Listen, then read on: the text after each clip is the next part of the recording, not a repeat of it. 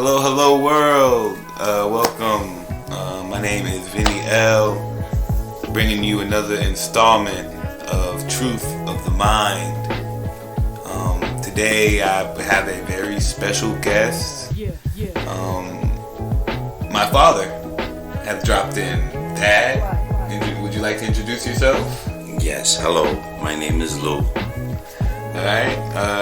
Pop is going to join us in a very, very spicy topic. We got a spicy meatball today. I like to delve, on this show we like to delve into the esoteric, the history, basically the origins of all things. We want to get to the nitty gritty, why, how, what, we want to ask the hard questions. Today's topic is, I would like to call it, the Feminazi Manifesto. We're going to be talking about feminism, the patriarchy, misconceptions about both, how people misconstrue the terms, how people skew it for their own agendas. We're going to talk about why people fall for these, I call them boxes. People kind of put themselves in a box when they become feminists. That's all you can be. You can't be anything more than that. We're also going to talk about why these things occur today and compared to the past. But first things first. This whole idea of a topic came up. Today is May the 13th, 2019. A few days ago, there were some very controversial comments. Controversial at least in the social media world. You know how Instagram play. But in the social media world, Aisha Curry, wife of Stephen Curry, basketball player, star of the Golden State Warriors, she came out on this show called Red Table Talk. Red Table Talk is a show with Jada Pinkett Smith, if I'm not mistaken. Very liberal-leaning views, black women really trying to make waves, talking about very controversial subjects. On this Table Talk, she made some very interesting comments about marriage and how she feels about not getting enough attention. These are her comments, quote, "Something that really bothers me and honestly has given me a sense of a little bit of an insecurity is the fact that, there are all these women throwing themselves at Steph, but me, the past 10 years, I don't have any of that." She continued, quote, "I had zero," this sounds weird, but male attention. And so then I begin to internalize it. And I'm like, there's something wrong with it. End quote. Of course, people on Instagram went ham. A lot of people took offense to what she was saying. They felt that, as a married woman, she shouldn't want to garner attention from any other males. But a lot of married women came to Aisha Curry's defense, basically saying that these are feelings that they too share and that this is an actual thing. A lot of women bashed men for their lack of understanding, and some women, very interesting, the dynamics when we start talking about feminist principles and ideologies. Right. So that's why I wanted to bring up her comments. Now, my question, feminism, what really is feminism? So I looked up the term. I'm big on the dictionary. So I looked up the term feminism. Feminism, as a noun, it is the doctrine advocating extension of the activities of women in social and political life. It also means feminine character. Feminine meaning is an adjective meaning pertaining to a woman, like a woman, weak, gentle. This is the dictionary, folks. Effeminate, belonging to the female sex. So feminism in and of itself takes on a gentle character. This is just talking about the word usage here. And a problem I do have with a lot of feminists is the fact that they like to make their own meanings of things. Right. They like to take these words and they flip it. Like a feminist is what they want to make it into. A slut is what they want to make it into. A rapist is what they want to make it into. It's really a problem. So as a you being an older gentleman, my father, I just wanted to hear your views and your opinions on these things. I mean, you come from a generation, born in the 60s, raised in the 70s, lived through the 80s. You've seen a different type of world that we see today in 2019. Right. And a lot of people wouldn't recognize it. Honestly, I don't think a person who would have dropped what's that movie where he gets sent to the future? Not Back to the Future. I don't know. There are plenty of movies, but I think there was one like Bill Murray, and he goes to a certain time, and I can imagine somebody from that generation falling today and just being bewildered. Right. But what was it like when you were coming up? What was the feminist movement in your estimation? What was it? Well, I grew up in the Bronx, a borough of New York City, so it was mainly a Manhattan kind of thing. We'd go downtown, we'd hit Herald. There was always somebody protesting down in Herald Square, 42nd Street. So we'd see the Hare Krishnas, and we'd see the feminists, and we'd see all the different people who have just a beef with whatever, and I was around 11 years old when the feminist movement really took off, because it was on the news. It was on the news all the doggone time. So it was like, oh, okay. I remember Bella Abzug was a very big politician in New York City at the time, and she was very big in the feminist movement. And it was wow, okay. Women are taking, and I thought it was a great idea, because I'm of the idea that inclusive. The more we include people, the better we'll be as a country. I absolutely agree. I'm with the whole idea of all people having a major part in the American dream. They have to be in order for us to be successful. I just think that the way people have created this Me Too movement, this feminist movement, they've kind of turned it into a gun. On the other side, you have this. It's become ammunition, basically, for women to bash men, even bash other women. For their ways of life, for their values, their cultural norms. A lot of things I hear for feminists is the patriarchy. We got to fight the patriarchy. I have kind of an issue with this term, mainly because I think what people view the patriarchy is misconstrued. It's not necessarily what it is. We know, me and you, we know that the head of most world leaders and governments are males, no doubt. But that doesn't necessarily mean that males around the globe have it any better than most women do. Women and men are both going to have to deal with the tax man. We're both going to have to deal with being arrested. We're both going to have to deal with Johnny Law in those respects. We're going to lose business deals. We're going to lose jobs at the same rate. Of course, for different reasons. I just think that people need to accept their differences. Now, misconceptions about feminism. One thing I do want to ask you is, back then, who were the main people in those feminist parades, in those protests, in those early 70s days? Mostly at the beginning, again, it was a TV event, and usually on the news, or they have these special things talking about these special shows, news events, and mostly it would be basically white women, middle-aged white women, younger college-aged white women. Yes. You didn't see Spanish, Latin. It wasn't a family. It wasn't right. Yeah, it was like women of different ages, which was good, but it was basically white women.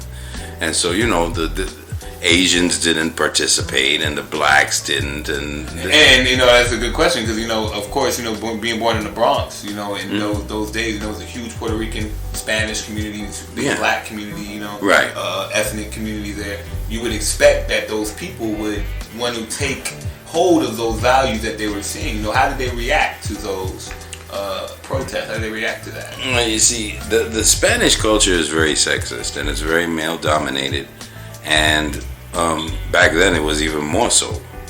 So if you were a young lady and you were out protesting and doing all that kind of stuff. Like imagine a woman being topless in the Puerto Rican. Which I can't even imagine, because it's like I don't recall any Puerto Rican girls running downtown to Manhattan to go be walking around braless, protesting whatever. So we had a whole different battle on our hands. So I guess Puerto Rican women didn't have the time for that, and plus they didn't really understand it. You see, to me, what grabs me about that Aisha Curry quote is that the words confused, insecure, it jumps out. Right, it jumps out because she doesn't necessarily know what she's confused, because it's like what happened is that she's probably was born somewhere around like the 90s or something. She's born in the 90s, okay, and the fact is that this world has changed a lot since the 90s. Our attitudes have changed a lot. Okay, people. I don't think the people who were born in the 90s realize just how much this, much things have changed. Me, I'm born in 91. I'm really starting to really recognize some of the vast differences in culture. Right. And just what people would accept, what people would tolerate, what people wouldn't accept, and what people wouldn't tolerate. Even as a child, Aisha Curry's statements would have went off as somebody who was being adulterous. Right. I'm not saying that she is necessarily cheating on her husband or wants to cheat on her husband, but her comments imply an adulterous nature. Right. It may be a natural thing, sure. We're not saying that adulterous, being an adulterer or wanting to have sex with beautiful people who walk by you isn't a natural thing. I think that, there are some people that temptations, you just can't resist. But, we have to understand that there has to be a way. What I want is for celebrity, especially women, especially women of color, who really like to create this idea that they're these social justice activists, that they're these people of prominence, and that they should be role models. Especially these people who claim to be role models. I think they need to be very careful of their words, especially in this case. She's really portraying herself as a Jezebel. This Jezebel tendency for women nowadays, where they want to have 3 to 4 to 5 different guys.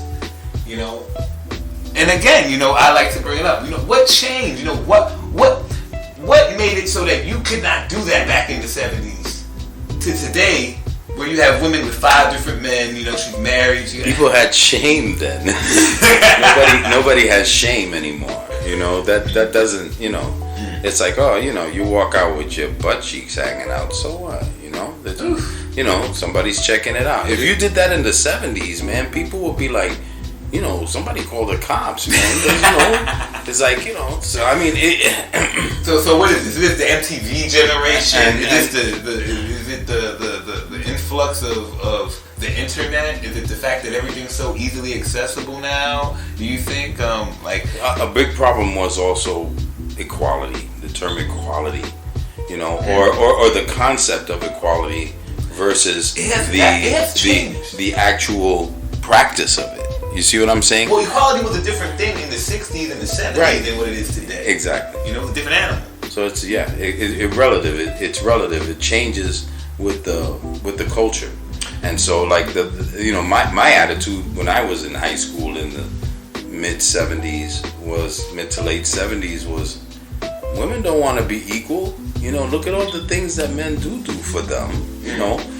Open the door for them. Yeah, they felt like they were above men in certain respects. Exactly. They want certain, and I'm not talking about big things like I'm just talking about little things, opening the door for her. Well, we're talking about chivalry. We're talking about chivalry of society. Right. This is a society. Because I was brought up that way, and so I just found like, okay, equality. You don't want women don't want some of the problems that guys have. and that's a good point. I think that women have to accept the good and the bad if they want to be treated as men.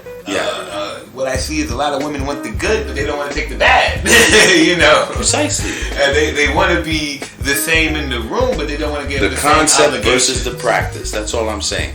The concept is wonderful. Everyone equal. You know, but the problem is everybody isn't equal. You know what I'm saying? You know, everybody isn't LeBron. Somebody's got to pass them the ball. And, I mean, it's an excellent point, you know, but we have this society today where people are constantly pushing this honestly fantastical notion of equality that doesn't exist. People aren't equal. They'll never be equal. What we can do is accept the things that we have close, and we can try to build on those things that we have in common. Yeah, I just think it's overrated. I just think, you know, it's like you said before, semantics. It's like, you know, rather than worry about, you know, equality, worry about inclusion. Worry about opportunity. Everybody getting opportunity. If everybody gets an opportunity, isn't that achieving the same thing pretty much? But you see what I'm saying? Women want us to understand why they feel like they should be able to be married and also be able to talk to the guy across the street. Well, in that case as well, it's also, you know, well, you see, there's a different thing in the different genders, you know, because when a woman is attached to a man, okay, she's going out with a guy. You know, in my book, you know, it's like, hey, hands off. She's done. You know what I'm saying? See ya. Well, that's how most men think. And so why would you want to talk to a married woman? That's how you were taught. You would think that would be respectful. You treated her with the respect of a woman who has another fella who she's interested in. Steph Curry, a class act. You know, right. Steph Curry's a good dude. You know, exactly. I don't think any guy has really an issue with Steph Curry. Maybe just for the fact that he's beating their team every week. Right, and that's the thing. It's like, well, she has to, you know, tread it very lightly as well, because then what are you gonna tell the kids? You see what I'm saying? Because it's like she has, if I'm not mistaken, it's at least one daughter. Well, yeah, she has just the one daughter, I think, and 2 boys. Okay, and so what are you gonna tell the little girl? Okay, and how is she gonna? Because if you're confused, mom, and you're, you know, you don't know where to go, where's she gonna go? Well, speaking of Steph Curry, you know, Steph Curry did have his own comments in return. You know, after the backlash, you know, a lot of people were talking bad about Ayesha Curry. Steph Curry, doing what a man does, he came to her defense. Right. You know, stand up guy. You know, as a man, that's what you're supposed to do. Though I think Steph Curry did what men are supposed to do. This is the quote, proud of you for being authentic and putting yourself out there, not being afraid of the potential bullshit and nonsense that could and did come at you. Stephen wrote to Ayesha on his Instagram story this past Thursday night. Way more positive than negative with all of this. Keep being you. I love you. Okay.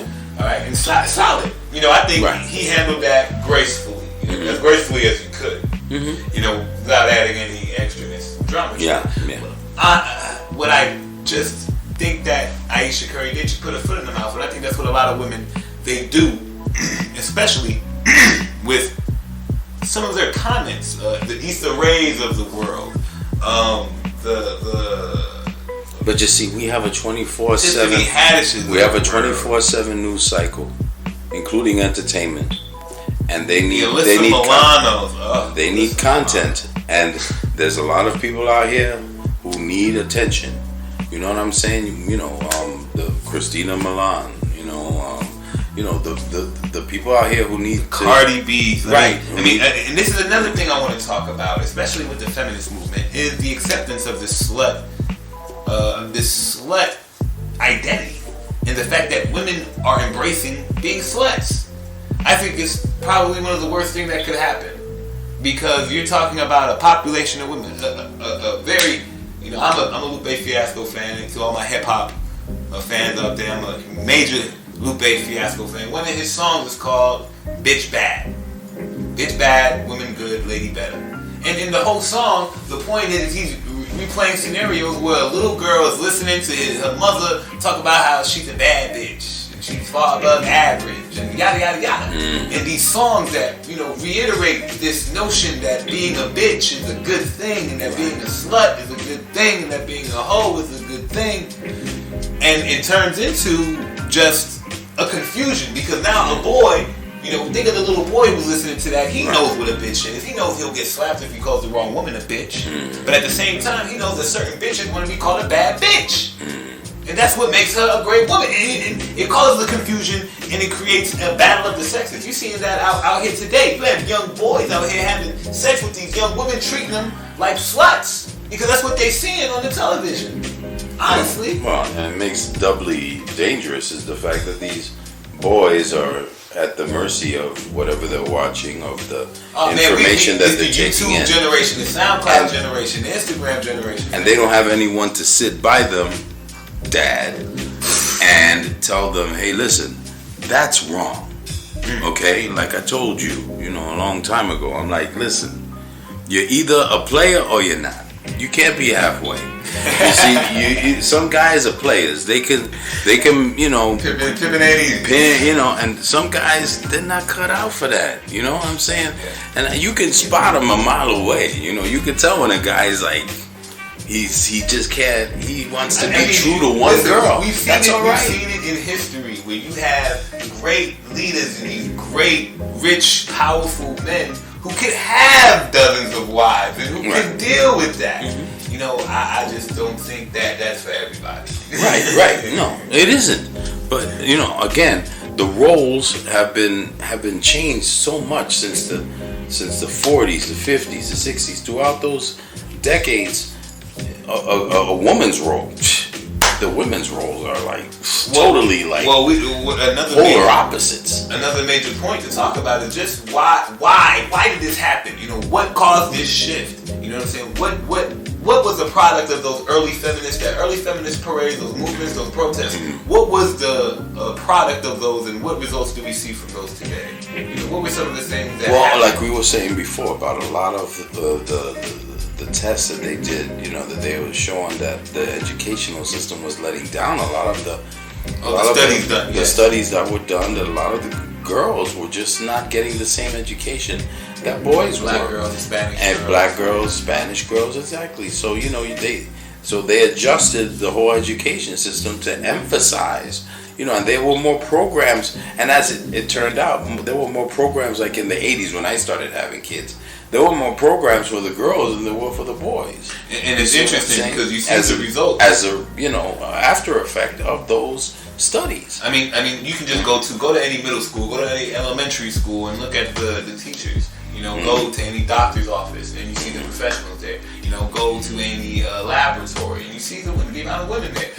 A lot of people of color, especially women of color, have dominated these high education occupations. And like you said, these are the results we see today.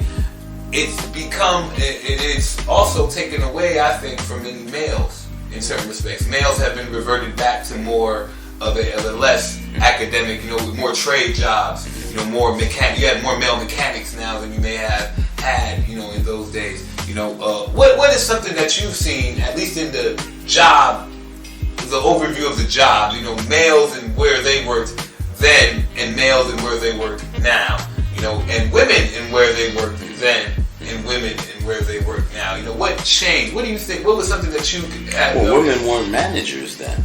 You know what I'm saying? Women were management. Women were usually laborers. If they were in an office, they were the secretaries. They weren't the bosses. Yes. You know what I'm saying? Then all of a sudden, the 70s, the trend started to change, and then all of a sudden, and it's funny because you can follow it through the movies. You know what I'm saying? Where it's true. For the different decades, you'll have something like in the, what was it? I'm trying to think when 9 to 5 came out with Jane Fonda, Lily Tomlin, and Dolly Parton.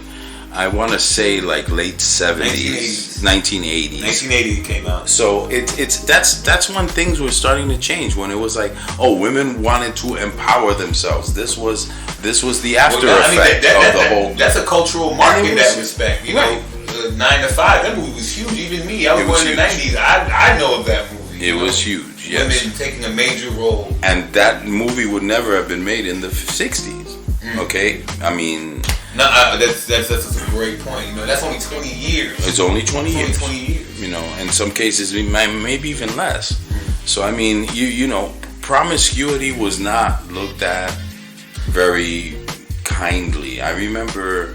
Well, this to me, this comes from like a Sex and the City Like, because I remember those days when Sex in the City was the main thing. You know, women were talking about their sexual escapades, and you had these, you know, being a kid. You know, I was a bad kid, y'all. I would watch HBO late night, Cinemax late night, and they would have these women talking about these sexual fantasies, you know, softcore porn, basically, guys. All right, but you know, these women talking about these risque scenarios, and you know, and you can tell that this is something being promoted. This is something being, you know, pushed on some women. Like, hey, try this. You know, check this out. You should try this sometime. You know. Yeah. It's pretty disturbing to say the least. You know, I'm not a fan. I'm not necessarily a fan. Well, there's a whole culture like that. You know, a whole swingers culture. Well, that was more of an underculture in those 60s. Because I know they were out there in the 70s. They were. You know, of course. You know, you had those backdoor porn theaters and whatnot. You know, but now it's just out in the open. You know, and it's pretty scary. Well, once porn came into the house, you know, with the computer, that changed everything. So when did that happen? When did you notice that? You know, because you know, I know I was too young to know when porn hit the households. That phenomenon really, I think, hit its stride. I think right after, you know, when we hit the 2000s, when we hit the millennium. There were more computers out there, plain and simple. You know, between 2000 and 2010.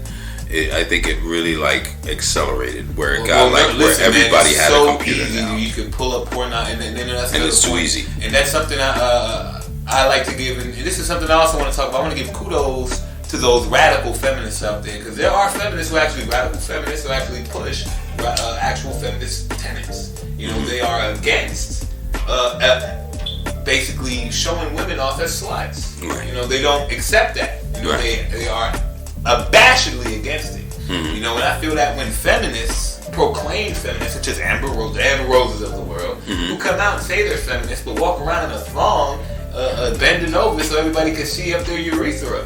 I mean, Jesus Christ. I just want people to have a better understanding of why certain men may go against feminism, and why some women will go against feminism.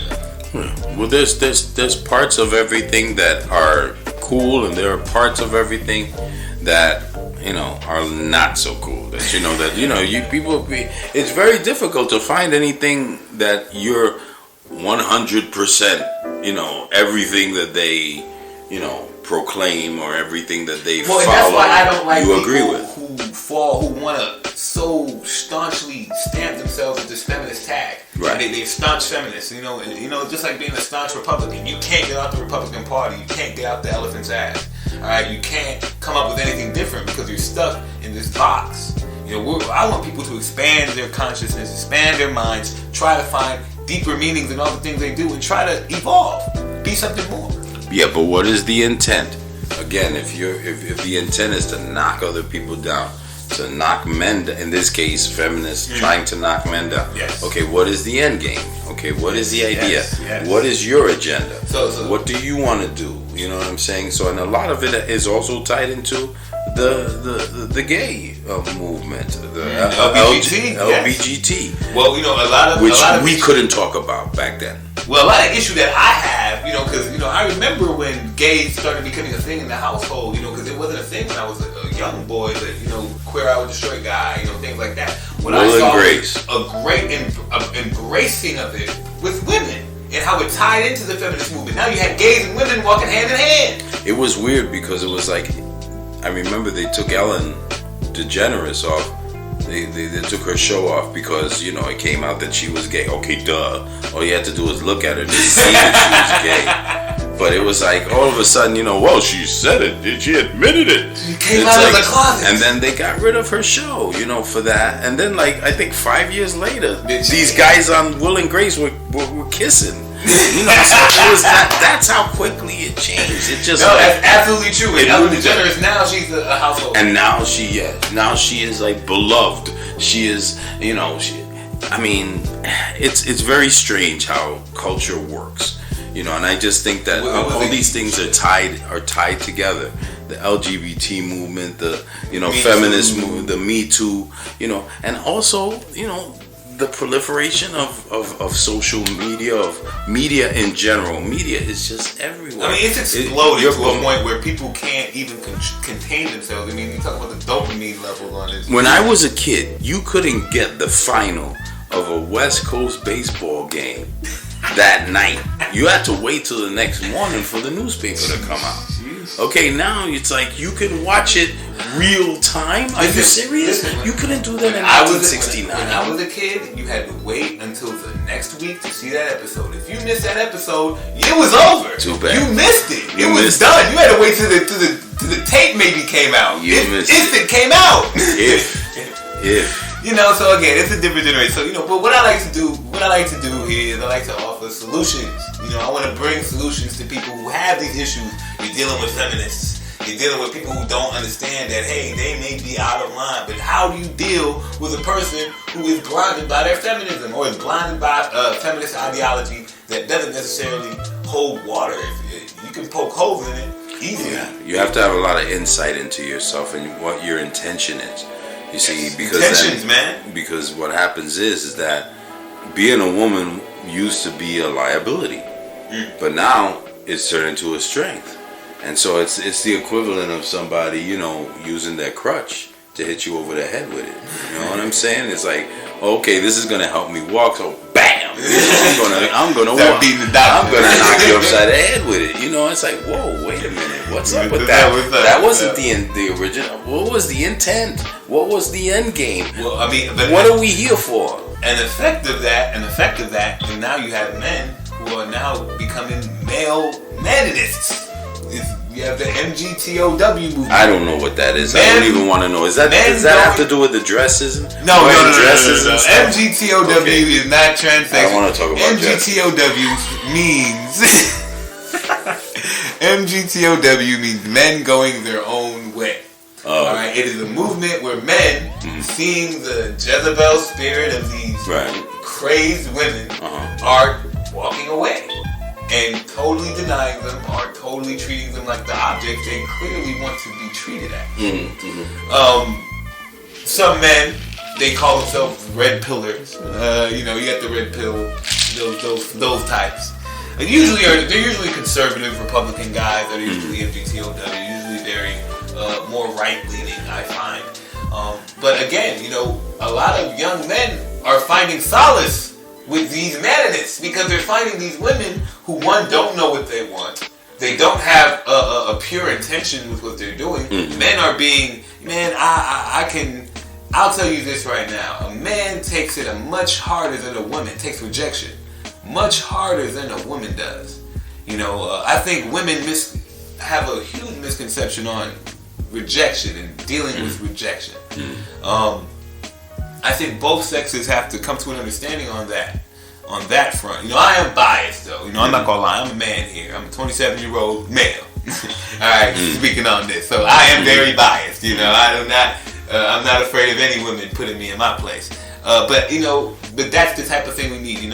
So give a quick shout out. I want to give a quick shout out to Miss Shahrazad Ali. Shahrazad Ali, if you haven't heard of her. She's writer of many books. One book, Thinking Like a Slave.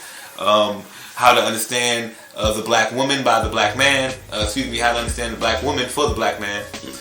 These books, they've really taught me understanding with women in that, and the fact that even some women don't necessarily know what they want. A woman's nature, all right, is that she doesn't necessarily know what she wants. Our job as men is to be a guiding hand.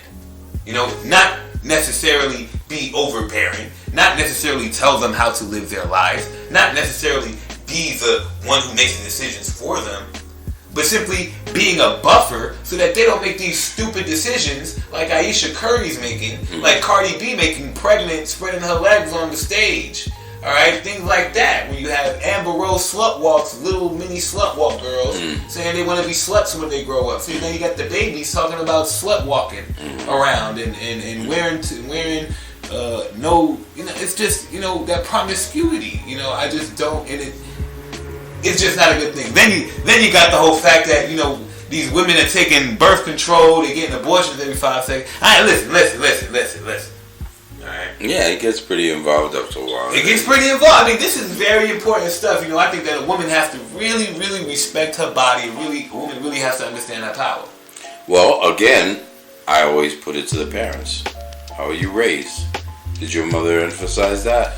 And we notice that a lot of these women that are acting this way usually come from households where the fathers aren't involved. Fathers aren't involved. The mother isn't adamant about that. A woman has to be adamant about that with a young lady. And a lot of, unfortunately, there have been a lot of cases. You know, me being the son of a teacher and a husband of a teacher. You know, I've seen a lot of, you know, parents after the kids leave middle school. They just leave them to their own devices. Yeah. They don't even come to high school. You know, to visit and see the teachers. They don't even know who the teachers are. We know why that is. But those kids need more attention than the kids in as much if not more attention than the kids in middle school and in elementary. Well, how can the parents give that attention? They're too busy working. They're too busy working the 50 jobs that they got to do. You know what I'm saying? I mean, it goes into the economics. And we can get into that whole thing, but that's we've hit the 30-minute mark. You know, I just wanted to wrap things up. You know, it was excellent. It was great having you on the show, Pop. You know, hopefully you get a lot of feedback from this show. You know, I want to have you on again. But, you know, I just wanted to bring y'all some very interesting tidbits about this whole feminist movement and this Me Too movement.